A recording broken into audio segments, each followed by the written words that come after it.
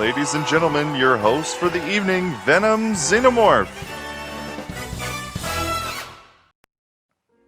Hello everyone, it's the Venom Xenomorph and welcome back to Vex's Horror Corner.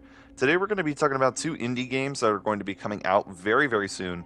One of them is actually destined to come out this year, 2022, and the other one has a to-be-announced release date, and it will be launching as an Xbox and PC exclusive, but it probably will branch out to PlayStation, you PlayStation fans out there, relatively soon after that. Let's start pretty simply with the first one that I'm really excited about. It's called Routine. If you haven't heard of this game, any of you Five Nights at Freddy's fans and Alien Isolation fans, you guys are going to get a big hit out of this. Routine is a first-person sci-fi horror game set on an abandoned lunar base designed around an 80s vision of the future. So it's definitely one of those games that's going to mess with your brain a little bit. It's going to be an alternate kind of timeline sort of thing. Curious exploration turns into a need for survival when a lunar base goes completely quiet. Searching for answers puts you face to face with an enemy who is certain the main threat is you. Discoveries lead to deeper unknowns, and the only way to go is forward. You can roam through the contrasting sectors of the lunar station, from abandoned malls to deteriorating living quarters. You have full body awareness with dead zone aiming and minimal UI, helping to create a gripping and atmospheric experience. And discover modules that unlock new functionality for the Cosmonaut Assistance Tool, or CAT, which is what I'm assuming is in the trailer. You have to run, hide, or attempt to defend yourself using the CAT as a last resort. I'm really curious what this game is going to look like. It has a vibe of Alien Isolation meets Five Nights at Freddy's because the animatronics are absolutely insane looking. I love the design. It's very creepy. The tension and mood that is built in the trailer is really well done and really well presented. I just really can't wait to see this game when it's out. I hope it does come out for PlayStation. That's what I choose to play on, but thankfully I do have a good enough PC, I think, to run this game. Looks like the minimum requirements is simply just a 64-bit processor and operating system. It will announce the rest of the system requirements soon. And like I said, it will be on Xbox, so if any of you have the Xbox Series X, you're in luck. You're going to get this game very quickly. Okay, talking about the second game for this episode, which is going to be the last game for this episode, because I tried looking up other games, and we just don't have a lot of news on horror games right now. I mean, I looked up Quiet Place earlier today, because that was going to be a new horror game coming out this year, and they even updated their page to say coming soon instead of coming 2022. So it sounds like they're delaying the game, but they might do a reveal or announcement during the Game Awards because Saber really does like to do that. They announced a couple different games.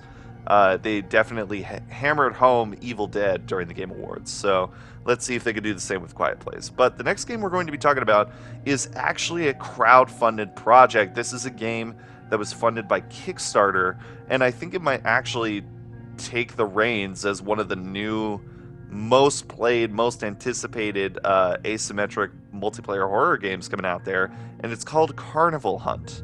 Now, if you haven't heard of this game, I only heard about it very recently. They actually announced it a couple of years ago. They announced it back in 2018. And I'm assuming that's when the crowdfund started. And now it's 2022, and we actually, after checking, their Kickstarter is completely funded. They're totally set to go. So I'm assuming they're still doing good on that date, and they're still working hard on this game, because this game looks absolutely incredible. This is another one for you Five Nights at Freddy's fans out there. There seems to be a theme going. A lot of people like animatronics.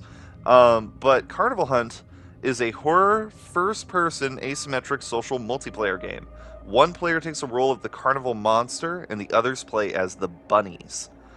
It's survival of the fittest for both teams. Each side is struggling to survive. Not only the bunnies need charge to survive, but so does the monster. You're able to see here in front of you the trailer showing that you're kind of winding a key to charge the bunnies. That's going to be important for the killer too. So you need to, it's actually high maintenance. You do need to try. There are a lot of games out that are like Dead by Daylight and stuff where once you fix a certain rhythm, you're kind of good. But this game actually does put stakes on you losing. So it's very important for the killer to actually pay attention. There's heavy replayability. They're boasting that there will never be two playthroughs that are exactly the same. And to survive, you'll need a trustworthy team and perfect execution. There's in-game positional voice chat. Thank God we need more horror games like this. And then we have, online multiplayer as well as server multiplayer, which is basically my own phrasing of just we're able to play in open queue, but you're able to invite your friends as well. All players play in first person, and nobody has the advantage of better situational awareness, which I really appreciate because certain games like Dead by Daylight and Evil Dead the Game, while it is helpful to see around you and see what's going on, it kind of gives them an unfair advantage knowing that the killer can only see through first person. But I know that was also kind of necessary to balance it out. So each team is going to be pretty simple. It's the bunnies versus the carnival monster. The bunnies, their objective in each match is simply not to get caught by the carnival monster and exhaust all of the wind-up keys. Bunnies needs to cooperate and survive until the carnival monster's charge eventually will run out. Players must wind each other up before the charge runs out, but beware of the sound that's generated by trying to wind up the key. The sound is so loud that it can alert the carnival monster of your location. And if you get caught by the monster, you will actually lose your wind-up key and eventually run out of charge. But other players can share their wind-up keys with you, or you can loot a limited number of wind-up keys lying across the map, which is really, really cool. I like the whole wind-up mechanic. I like it a lot. There are also procedurally generated groups of dead bunnies that can actually be found all over the map, and you can actually hide among them and basically play dead. I love that a lot. There are very few games where they would actually work out like that. I hope the game does a good job and tries to be a little faithful doing that, because there are some games like that where you're basically playing dead and it's pretty obvious which one's the player and which one's just, part of the level, right? Out of charge doesn't exactly mean that you're dead. Like I said earlier, the players can revive you basically using the keys, or you could find an additional key somewhere across the map.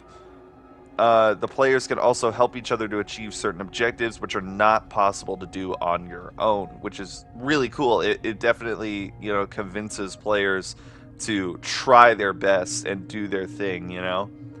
The carnival monsters are much more interesting. So each monster has its own unique set of skills, a lot like Dead by Daylight with their killers.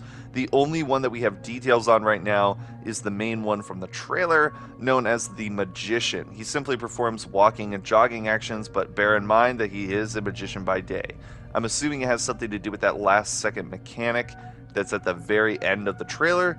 It's possible that he's going to try and grind up the keys as you're going along to kind of prevent you from gaining charge, but also gaining charge himself. Sorry, that was a weird yawn. The other thing that needs to happen when you're the carnival monster is you need to capture all the bunnies and consume their wind-up keys to charge yourself and keep hunting for the rest.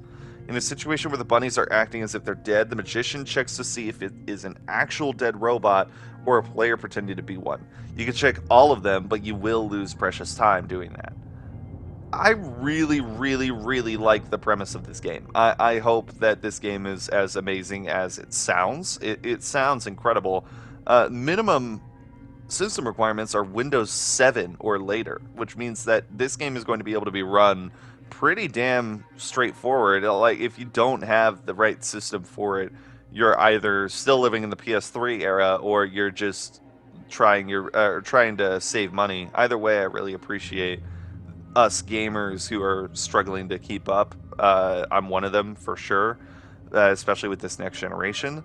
That being said, though, this game will be able to be run on PS3 generation stuff. Windows 7 came out forever ago, and we're able to actually play it on here, so that's fantastic. And if you own a newer computer, I'm sure the experience is going to be even better.